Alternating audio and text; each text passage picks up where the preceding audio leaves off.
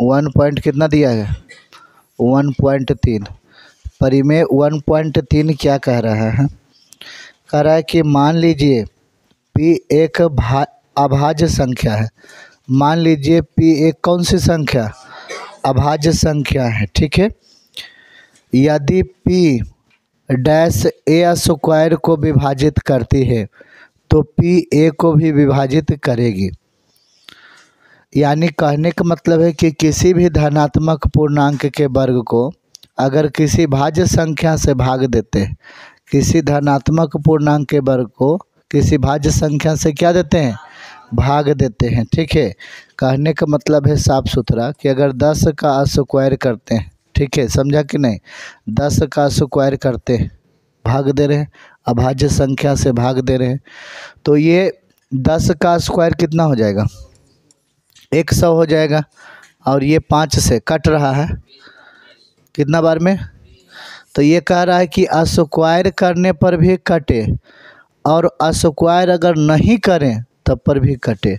तो अगर स्क्वायर नहीं करते हैं तब पर भी कट जाता है कि नहीं, यही क्या कह रहा है, परिमेय का 1.3 समझा रहा है हम लोग। बात समझा, क्या समझा रहा है, बढ़िया समझिए।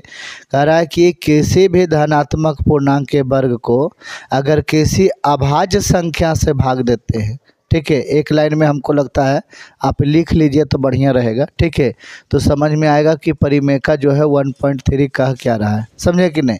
लिख लीजिए, किसी भी धनात्मक पूर्णांक के वर्ग को किसी अभाज्य संख्या से भाग होता है, किसी अभाज्य संख्या से भाग होता है तो धनात्मक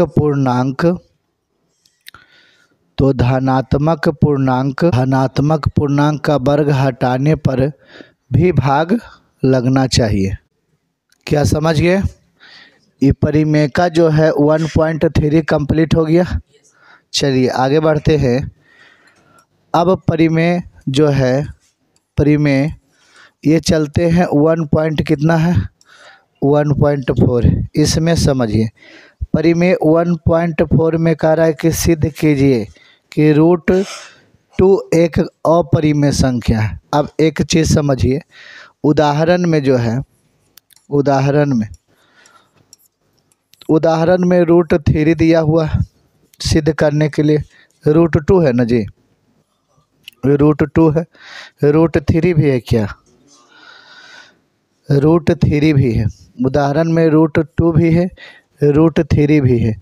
अब प्रश्नावली में क्या है, √5 है। आप एक चीज़ √7, बात समझे कि नहीं, अगर इसमें से एक अगर बढ़िया से √5 को सिद्ध कर दें तो आप जो है √7, √2, √3 को भी सिद्ध कर सकते हैं। बात समझा कि नहीं। हालांकि अभी हम फिलहाल ये सिद्ध इसलिए करेंगे क्योंकि ये सब अगर नहीं भी बना ना तो थोड़ा बहुत उदाहरण से आप देख सकते हैं। अगर उदाहरण वाला ही हम बना दिए तो फिर इसमें दिक्कत होगा, लेकिन दिक्कत की कोई बात नहीं। पहला कंडीशन ये वाला है, अपरिमेय को है ना सिद्ध करना है। दूसरा कंडीशन आएगा, कौन सा मैथ आएगा दूसरा कंडीशन में, ये तो पहला कंडीशन समझे।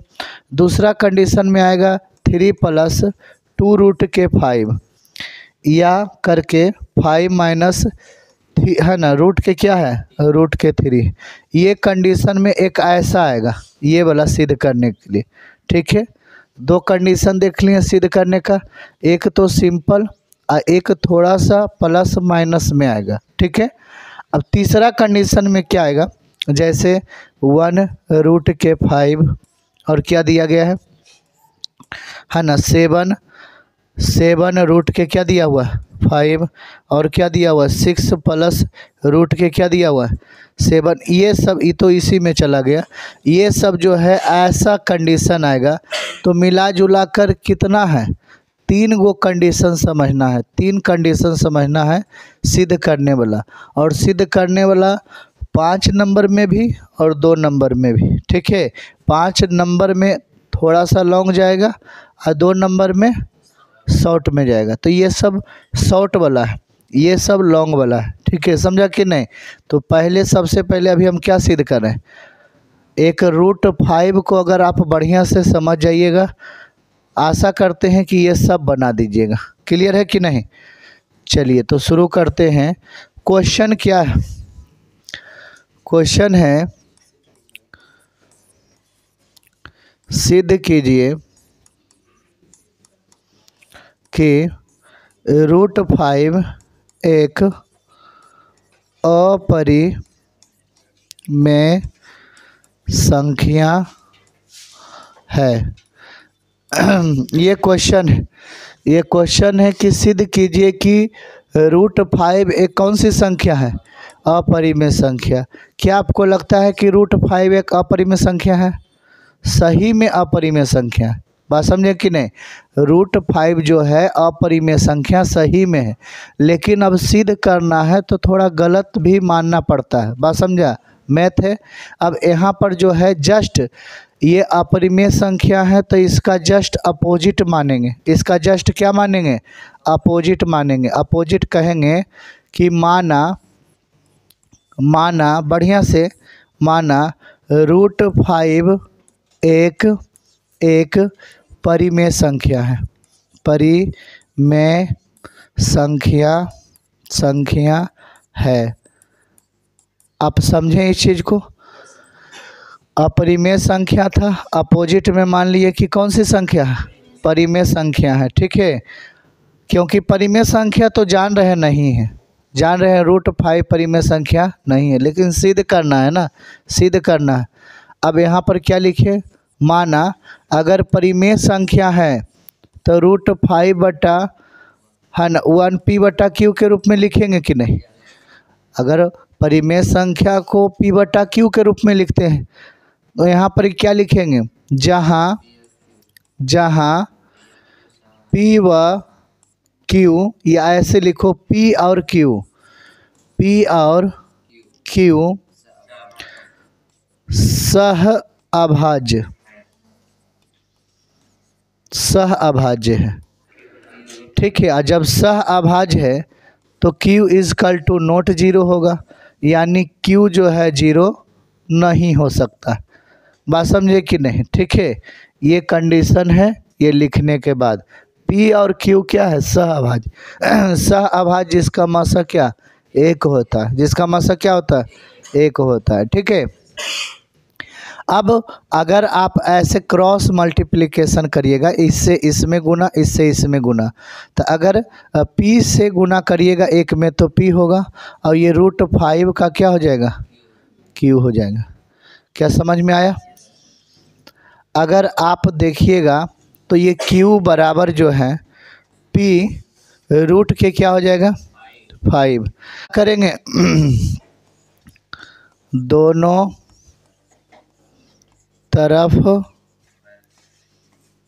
वर्ग करने पर, अब समझिएगा, दोनों तरफ वर्ग करने पर, दोनों तरफ वर्ग मतलब होता है कि इसका भी स्क्वायर करना है और इसका भी स्क्वायर करना है। ठीक है, दोनों का स्क्वायर करना है।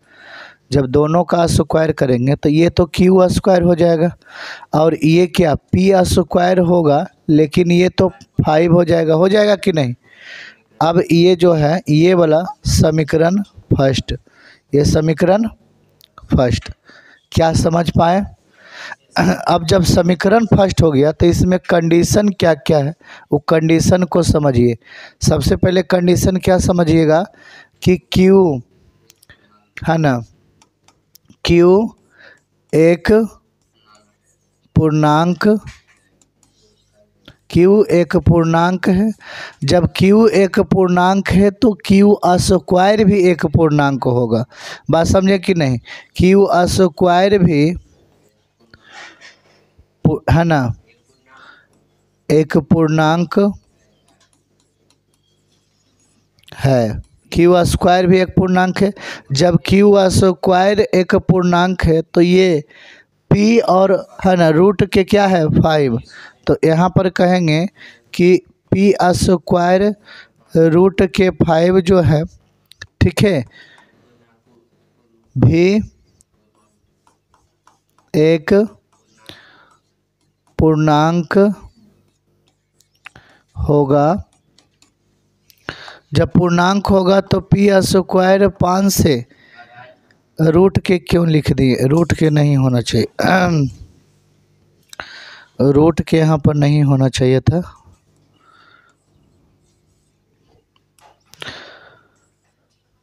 पी स्क्वायर 5 से भाज्य है। जब पी स्क्वायर 5 से भाज्य है तो आप कह सकते हैं कि पी भी 5 से क्या है, भाज्य है। ये पहला चरण कह सकते हो, बात समझा कि नहीं। अब क्यू स्क्वायर, ये समीकरण फर्स्ट आ गया। अब चलते हैं आगे, ठीक है, आगे चलते हैं, इसको एडजस्ट करते हैं एक ही जगह, अगर प्रश्न दिखे तो और अच्छा लगेगा, ठीक है,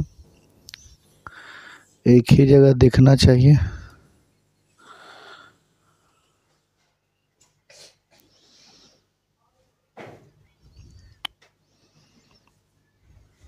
चलिए आगे बढ़े। अब यहाँ से क्या करेंगे, ये जब क्यू स्क्वायर और बराबर क्या है, पी स्क्वायर -5, कहेंगे माना पी बट्टा क्या मानेंगे, 5 बराबर अबरी मानते हैं K1, क्या माने, K1। अब K1 मानेंगे तो यहाँ पर लिखेंगे कि जहाँ K1 एक पूर्णांक है, जहाँ K1 एक पूर्णांक है, जहाँ K1 एक पूर्णांक है, ठीक है, इस प्रकार से लिख देंगे, ठीक है। अब जब K1 पूर्णांक है तो इसके बटा में क्या हो जाएगा, 1 हो जाएगा, फिर तिरछा तिरछी क्या होगा, गुना होगा। तो जब तिरछा तिरछी गुना होगा तो ये P बराबर जो है ये 5K आ गया। अभी आप इसी को समीकरण सेकंड मान लीजिए, इसको समीकरण क्या मान लीजिए, सेकंड, और समीकरण फर्स्ट यहाँ था। अब क्या करिएगा कि लिखिएगा कि समीकरण अगर फर्स्ट में अगर P का मान यहाँ पर रख देते हैं, ठीक है, समीकरण फर्स्ट में क्या चीज़ का, P का मान अगर रख देते हैं, ठीक है, तो यहाँ पर लिखिएगा क्या, समीकरण फर्स्ट में P का मान रखने पर, समीकरण फर्स्ट में P का मान रखने पर। अब यहाँ से समीकरण फर्स्ट क्यू स्क्वायर बराबर P का मान 5K स्क्वायर, बढ़िया से समझिएगा 5K स्क्वायर कैसे आया, और नीचे जो है 5, ठीक है। अब यहाँ से समझिएगा क्यू स्क्वायर बराबर 25K स्क्वायर हो गया, क्योंकि 5 का स्क्वायर 5 5 25 और K का स्क्वायर K स्क्वायर, और नीचे क्या है, नीचे 5 है। अब ये कट गया तो क्यू स्क्वायर बराबर ये 5K स्क्वायर हो गया। जब K स्क्वायर को आप बाहर निकालिएगा तो क्यू स्क्वायर और बटा के क्या हो जाएगा, 5। ये आप समीकरण इसे 3D मान लीजिए, ठीक है, ये समीकरण थर्ड हो गया, समीकरण फर्स्ट, समीकरण सेकंड और समीकरण थर्ड। अब समीकरण सेकंड, ये थर्ड वाला में जो है ये लिखना पड़ेगा थोड़ा बहुत, यहाँ पर लिखते हैं,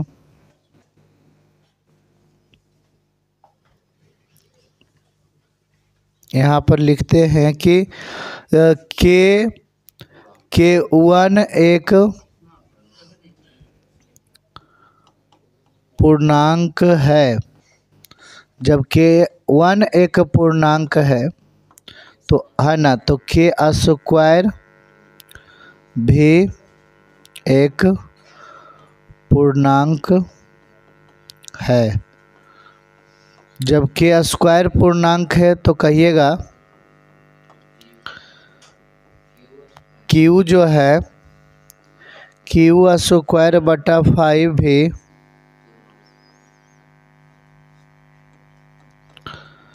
पूर्णांक है, ठीक है। जब ये पूर्णांक है तो आप कहिएगा क्यू स्क्वायर 5 से क्या है, 5 से भाज्य है, 5 से भाज्य है, तो क्यू भी 5 से भाज्य है, क्यू भी 5 से क्या है, भाज्य। ये कंडीशन हुआ। अब चलते हैं आगे, ठीक है।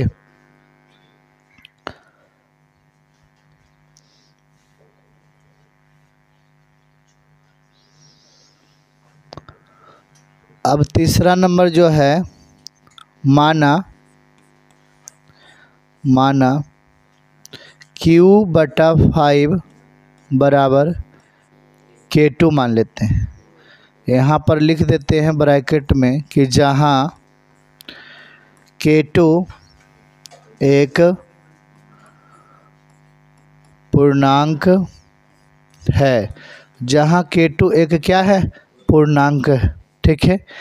अब जब K2 पूर्णांक हो गया तो आप यहाँ समझिए नीचे एक देंगे तो Q बराबर क्या हो गया, 5K2। अभी आप इसी को समीकरण कितना मान लीजिए, समीकरण 4th मान लीजिए, ठीक है। अब कुछ कुछ कंडीशन चलता है। क्या लिखिएगा यहाँ पर, बढ़िया से समझिएगा, लिखिएगा कि समीकरण सेकेंड और 4th से, समीकरण सेकेंड और 4th से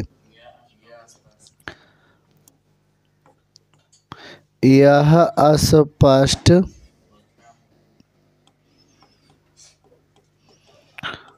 स्पष्ट होता है कि P और Q उभयनिष्ठ गुणनखंड है, अतः P और Q सह अभाज्य नहीं है, P और Q सह अभाज्य नहीं है। अतः हमने जो माना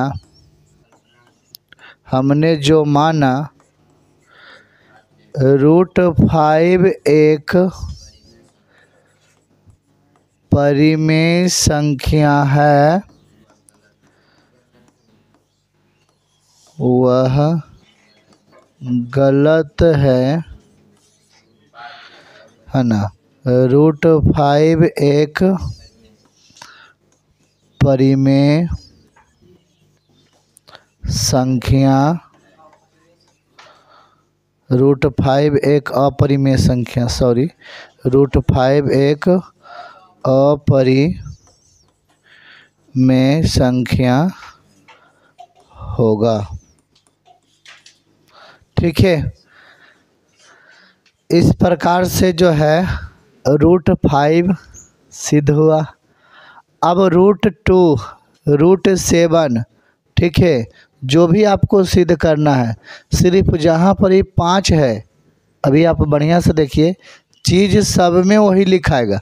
ये √5 के जगह √3 लिखाएगा, बाकी ये मटेरियल सब में वही लिखाएगा।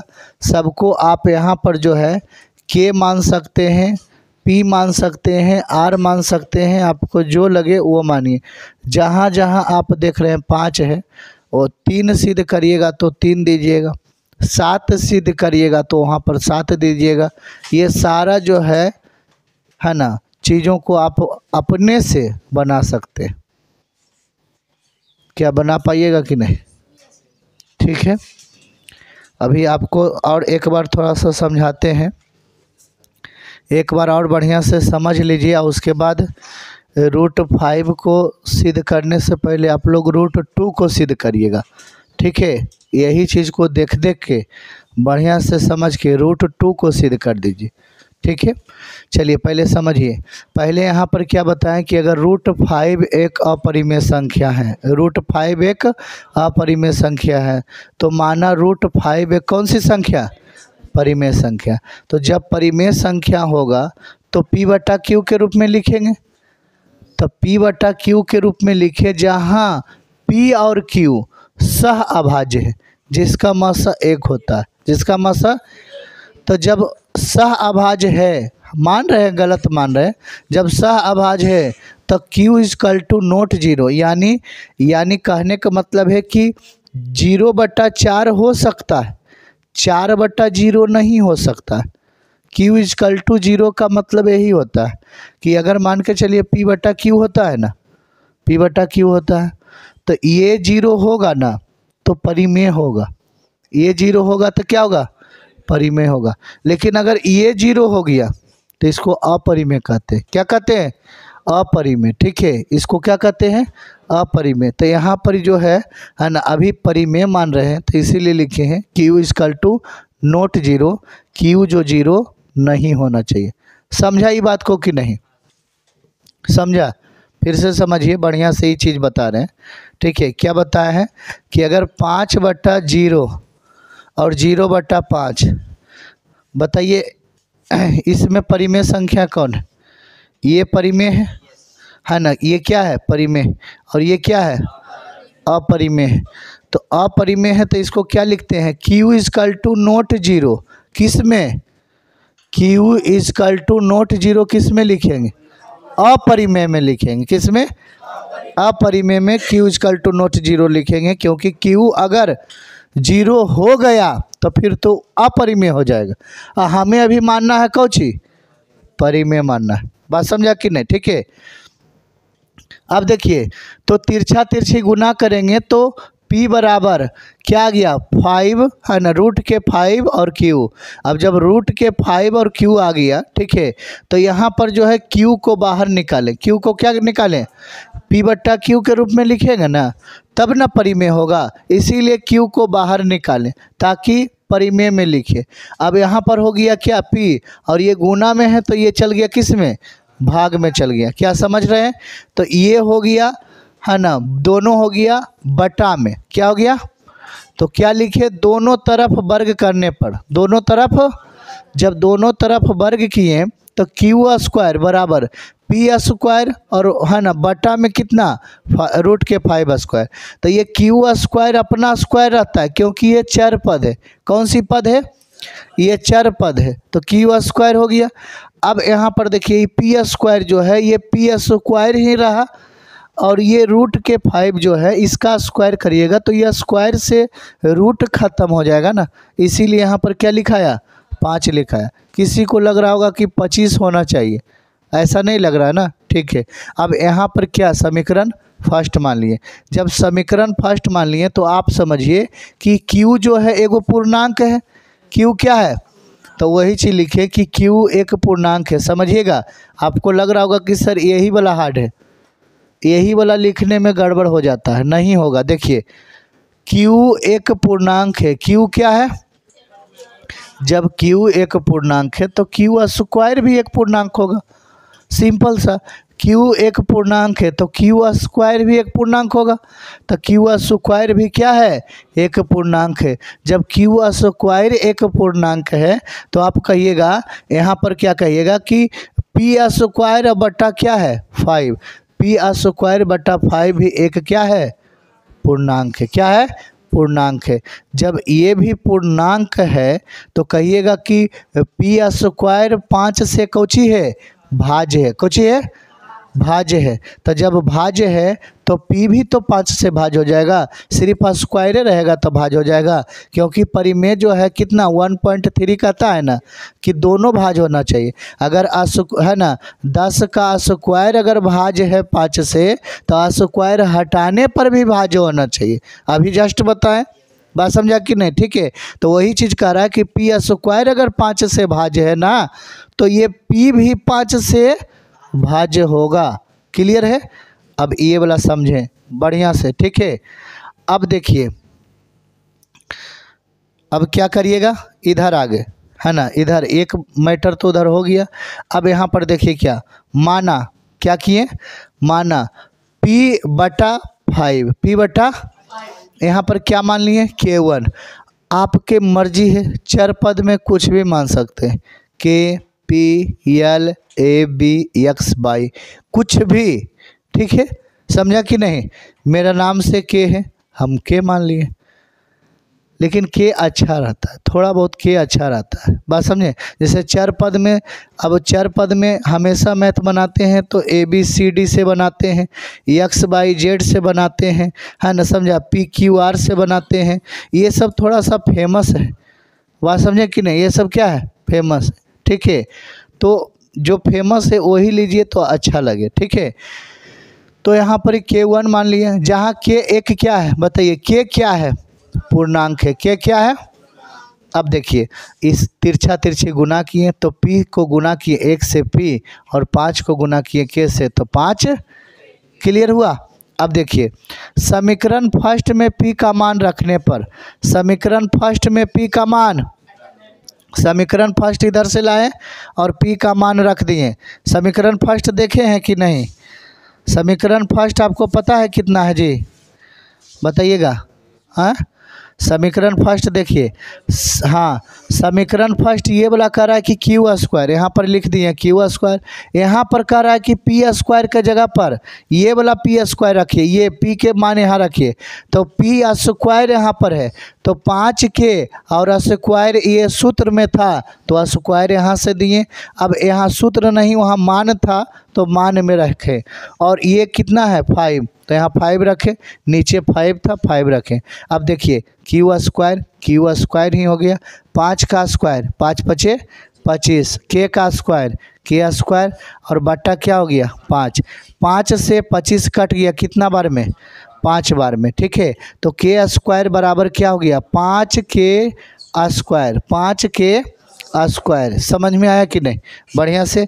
अब बताइए आप यहाँ पर जो है ये K2 को क्या किए इस प्रकार से, तो यहाँ पर क्या हो गया Q² बट्टा के क्या हो गया 5। समीकरण कितना मान लिए, समीकरण मान लिए 3। अब 3 मान लिए तो वही प्रोसेस यहाँ पर करना है। कौन सा प्रोसेस, जो कर रहे थे कि Q है ना, K1 एक क्या है पूर्णांक है, जब K1 पूर्णांक है तो K² भी पूर्णांक होगा, है ना, होगा। तो हार्ड लगता होगा, लेकिन आप कहिएगा सर ये दो चीज़ और ये दो चीज़ मिलता जुलता है, ये दो चीज़ मिलता जुलता है। जब K पूर्णांक है तो K2 भी पूर्णांक होगा, K² माने इसका स्क्वायर भी पूर्णांक। जैसे यहाँ बताते हैं कि Q² 5 से भाज्य है तो Q भी 5 से भाज्य, तो वही चीज़ यहाँ पर है कि नहीं। अब ये क्या कह रहा है कि ये Q² बटा 5 भी पूर्णांक है, बात समझे। अब ये चलिए यहाँ पर, अब क्या किए, माना Q/5 क्या है K2 मान लिए, क्या मान लिए K2 मान लिए। तो यहाँ पर जो है बताइएगा K बराबर क्या लिखिएगा, है ना, इसे गुना करिएगा तो Q बराबर हो जाएगा 5K, क्या हो जाएगा, जहाँ K2 एक पूर्णांक है, जहाँ K2 क्या है एक पूर्णांक है, ठीक है, समझ में आया कि नहीं। अब जब K2 एक पूर्णांक है तो ये वाला लिखना, यही आप लिखिएगा तो नंबर जो है मिल पाएगा बढ़िया से। ये कैसे लिखिएगा समझिए, समीकरण 2 और समीकरण 4 से, समीकरण 2 और समीकरण 4 से यह स्पष्ट होता है कि P और Q उभयनिष्ठ गुणनखंड है, अतः P और Q जो है उभयनिष्ठ गुणनखंड है, अतः P और Q सह अभाज्य नहीं। सह अभाज्य रहेगा तो फिर तो है ना परिमेय में ही गिनती आ जाएगा, बात समझे कि नहीं। तो सह अभाज्य नहीं है, तो जब सह अभाज्य नहीं है तो हम जो माने कि √5 एक परिमेय संख्या है, वो सरासरी क्या है, गलत है, ठीक है, समझा। तो √5 कौन सी संख्या, अपरिमेय संख्या होगा। क्या समझ में आ गया थोड़ा बहुत। चलिए अब आप लिख रहे हैं तो आप थोड़ा बहुत लिख लीजिए, अगर नहीं लिख रहे हैं तो हाँ। अब ये वाला अगर आप सिद्ध कर लेते हैं तो इससे भी बहुत सारा जो है आप सिद्ध कर सकते हैं। वो माइनस प्लस सिर्फ हटा हुआ रहेगा। ठीक है, कह रहा है क्या कि सिद्ध कीजिए कि 3 + 2√5 एक अपरिमेय संख्या है। ठीक है, तो आपको बताए हैं कि जब अपरिमेय संख्या है तो उल्टा मानिए, इसको क्या मानिएगा, माना 3 + 2√5 एक परिमेय संख्या है। परिमेय संख्या है। जब परिमेय संख्या है तो फिर क्या, माना 3 + 2√5 बटा 1 बराबर P/Q, जहाँ P और Q सह अभाज्य है, सह अभाज्य है। तो Q बराबर है ना, Q = नॉट 0। 2 + √5 बराबर P/Q।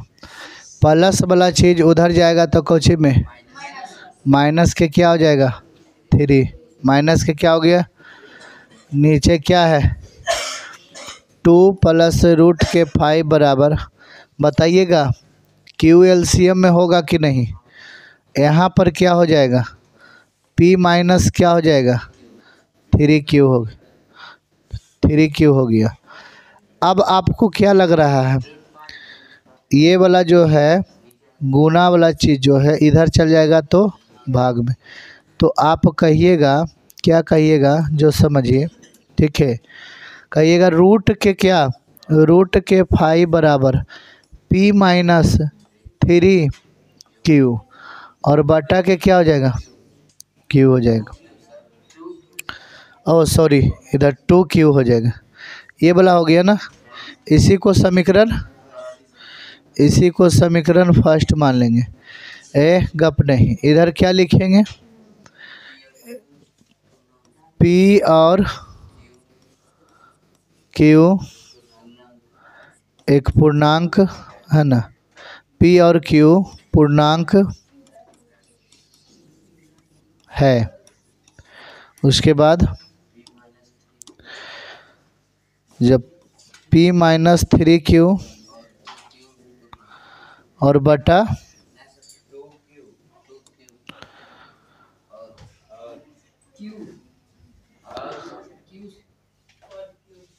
और 2Q भी पूर्णांक है। पूर्णांक है कि नहीं, जब पूर्णांक है तब P/3Q बटा 2Q क्या है, एक परिमेय है, एक क्या है, परिमेय है। अतः परिमेय हो गया। बस इसमें इतना ही कंडीशन है, इसमें इतना ही कंडीशन है। अब जो है लास्ट में जो आता है वो लिखेंगे, बस कंप्लीट हो गया। 2 नंबर का प्रश्न है। चलिए अब समझिए बढ़िया से, क्या कह रहा है कि सिद्ध कीजिए कि 3 + 2√5 एक अपरिमेय संख्या है। ठीक है, तो मान लीजिए पहले अपरिमेय संख्या रहता है तो आप मानिएगा क्या, परिमेय, क्या मानिएगा, तो आप मानिएगा कि माना कि 3 + 2√5 एक परिमेय संख्या है। तो जब परिमेय संख्या होता है तो माना कि परिमेय संख्या P/Q के रूप में होता है। तो माना कि ये वाला जो चीज़ है इसका बटा में क्या हो गया, एक, क्या हो गया, एक, तब ने ये P/Q के रूप में होगा। और जब P/Q के रूप में होगा तो पी और क्यू क्या होगा, सह अभाज्य संख्या होगा जिसका मौसा क्या होता है, एक होता है। और Q is equal to not, Q zero नहीं होना चाहिए, पी जीरो होगा लेकिन क्यू जीरो नहीं। क्यू जीरो होगा तो क्या होगा, क्यू जीरो हो गया तो अपरिमेय, क्यू जीरो हो जाएगा तो अपरिमेय। अब क्या कर रहा है कि ये वाला देखिए कैसे किए, सबसे पहले ये P और Q अपना जगह पर रहने दिए, ये यहाँ से निकाले क्या 2√5 और ये PQ ये प्लस वाला था उधर चला गया तो माइनस में, ठीक है। जब माइनस में हुआ तो ये वाला जो है भिंग के घटाओ, ये भिंग के घटाओ, एलसीएम ले लिए तो Q एलसीएम आ गया, तो Q से Q कटा तो ये बच गया क्या P, तो यहाँ पर P लिखिए। अब इधर देखिए 1 से अगर इसमें भाग लगाते हैं तो ये Q होता है, तो इसमें गुना करेंगे तो ये 3Q हो जाएगा गुना करने के बाद, होगा कि नहीं। तो ये वाला सबसे पहले आ गया। अब आपको देखना है कि ये वाला जो है ये गुना में है, बराबर के उधर जाएगा तो किस चीज़ में, भाग में हो जाएगा। तो √5 बराबर P माइनस 3Q और ये भाग में 2Q हो गया। इसे समीकरण क्या मान लिए, फर्स्ट मान लिए। अब यहाँ पर क्या कहेंगे कि P और Q पूर्णांक है, P और Q क्या है, पूर्णांक है। जब P और Q पूर्णांक है तो P माइनस 3Q और 2Q भी क्या है, पूर्णांक है। जब पूर्णांक है तो ये दोनों क्या हो जाएगा, एक परिमेय संख्या हो जाएगा। कौन सी संख्या हो जाएगा, परिमेय संख्या हो जाएगा। अब आगे देखिए ये बन गया, ज़्यादा दूर तो है नहीं। अब यहाँ पर एक लाइन लिखिएगा तब नंबर जो है मिलेगा। समीकरण फर्स्ट से ये P माइनस 3Q बटा 2Q बराबर 5 एक अपरिमेय संख्या है। ये कौन सी संख्या है, अपरिमेय संख्या। जो हमने परिमेय कह रहे हैं वो परिमेय नहीं, क्या है, अपरिमेय है, ठीक है। अतः हमने जो माना कि है ना, क्या माना, 3 प्लस रूट है ना 2√5 एक परिमेय संख्या है, वह क्या है, गलत है। 3 प्लस 2√5 एक कौन सी संख्या है, अपरिमेय संख्या है। इतना लिखना है, पूरा बढ़िया से बन जाएगा। समझ में आया कि नहीं, ठीक। यह क्वेश्चन समझिएगा कि सिद्ध कीजिए कि 1/√3 एक अपरिमेय संख्या है, ठीक है। सबसे पहला आप क्या करते हैं कि माना 1/√2 एक परिमेय संख्या है। जब परिमेय संख्या है तो माना क्या मान लेते हैं, 1/√2 बराबर PQ मानते हैं ना, जहाँ P और Q सह अभाज्य है, Q is equal to not zero. अब इसको क्या करिएगा, इसे व्युत्क्रम करने पर, व्युत्क्रम मतलब होता है उल्टा, तो जब इसे आप उल्टा करिएगा तो ये हो जाएगा √2 बराबर Q बटा क्या हो जाएगा ना। इसे आप क्या मान लीजिएगा, समीकरण फर्स्ट। अब क्या लिखिएगा कि Q और यहाँ पर Q और P परिमेय है, Q और P परिमेय है, परंतु समीकरण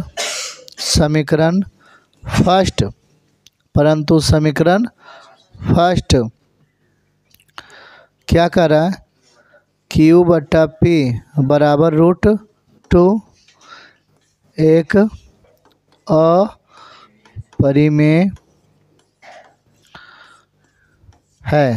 अपरिमेय है। अतः हमने जो माना 1/√2 एक परिमेय संख्या है, वह गलत है ना। 1/√2 एक अपरिमेय संख्या है। क्या आप समझ पाए चीज़ों को बढ़िया से? ये सब तो छोटा छोटा है। ये सब क्या है? ये सब तो छोटा छोटा है, आप समझ चुके हैं। 2 नंबर का प्रश्न है, इतना लिखना है, नंबर मिल जाएगा। क्या क्लियर? क्या सिद्ध करना है? सिद्ध कीजिए 7 के क्या है? 5 एक अपरिमेय संख्या है। अपरिमेय संख्या, अपरिमेय संख्या, ठीक है। यह सिद्ध करना है। क्लियर है? सबसे पहले आप लोग थोड़ा बहुत मानिए, थोड़ा बहुत मान लीजिए कि माना कि 7√5 एक परिमेय संख्या है। जब से है ना परिमेय संख्या है, तो माना 7√5 है ना बराबर P बटा क्या हो जाएगा? Q। जहाँ P और Q सहअभाज्य है, सहअभाज्य है। Q = नॉट 0, ठीक है। अब रूट के 5 को क्या करिएगा? P/7Q। गुना में है तो वो क्या चीज़ में आ जाएगा? भाग में आ जाएगा। बात समझे? ठीक है। इसी को क्या मान लेंगे? इसी को मान लेंगे समीकरण फर्स्ट मान लेंगे। P और Q पूर्णांक है। P/7 है ना 7Q एक परिमेय है ना। परंतु समीकरण फर्स्ट P/7Q बराबर √5 एक अपरिमेय संख्या अपरिमेय संख्या है। अपरिमेय संख्या है, ठीक है। अतः हमने जो माना कि 7√5 एक परिमेय संख्या है, वह क्या है? वह गलत है। 7√5 एक अपरिमेय संख्या होगा। चलिए, क्या समझ में आया? और यह भी जो है कंप्लीट हो गया, ठीक है। यहाँ पर कुछ भी रहे, देखिए यहाँ पर जब छोटा सा चरण रहे ना, यहाँ पर जब छोटा सा चरण रहे तो आप ज़्यादा दिमाग नहीं लगाइए, P/Q के रूप में करिएगा। यहाँ पर देखिए कंडीशन क्या निकल रहा है, और कंडीशन निकलने के बाद फिर एक पूर्णांक कर दीजिएगा और इसको परिमेय के रूप में लिखिएगा।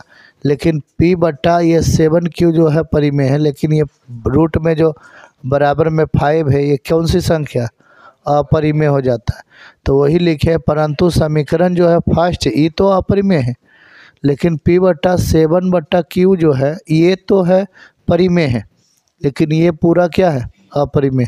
तो अतः हमने जो माना था कि क्या माना था? 7√5 एक परिमेय संख्या जो है माना था वो क्या है, गलत है। तो 7√5 जो है एक कौन सी संख्या, अपरिमेय संख्या होगा। बिल्कुल समझ गए होंगे।